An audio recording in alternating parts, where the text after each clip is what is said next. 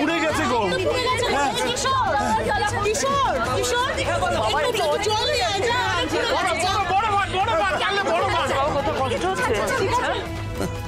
কিছু হলে তো বেঁচেই যেতাম।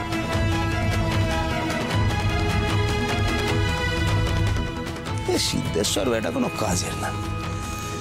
যাই, এবার গিয়ে লোক দেখানি নাটক করতে হবে।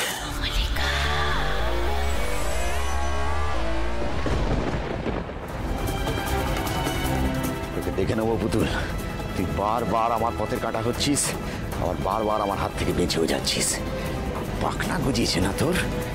পাখনা কি করে ছাড়তে হয় আমি জানি।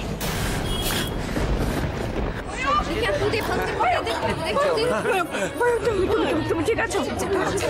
তুমি ঠিক আছো? তোমার কিছু হয়নি তো? কিছু হয়নি তো?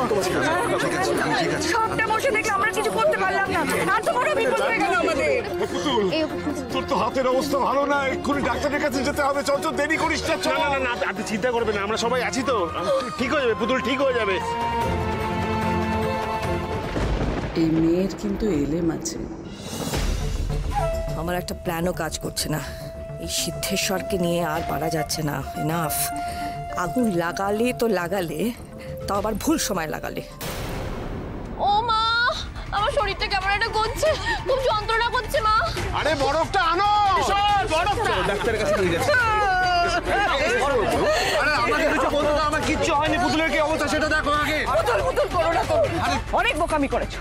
পুতুলকে বাঁচাতে গিয়ে যদি তোমার কিছু হয়ে যেত তখন কি হতো?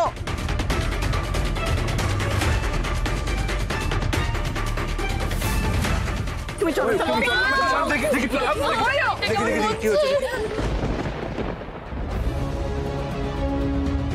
তোর হাতটা তো অনেকটা পুড়ে গেছে।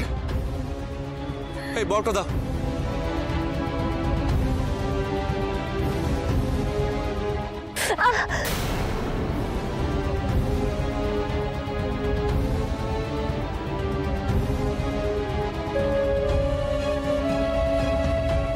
তুই একদম একদম কাঁদিস না, দাঁড়া, এক্ষুনি ঠিক হয়ে যাবে, দাঁড়া।